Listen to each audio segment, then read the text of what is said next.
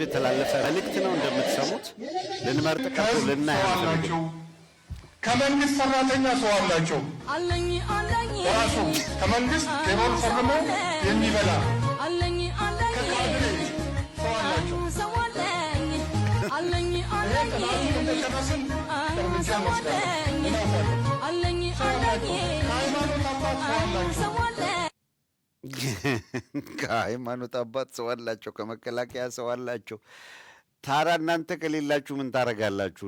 ሁሉም ሰው እነሱ ጋር ከሆነ ልቀቁ ነው መባል ያለበት። እሺ አሁን ደግሞ አለፍ አለፍ ብለን አንድ 3 አጠር ያሉ ቪዲዮዎች የምንከታተለው የፒፒ አመራሮች የብልጽግና አመራሮች አሰልጥነው ሰራዊት ላኩ።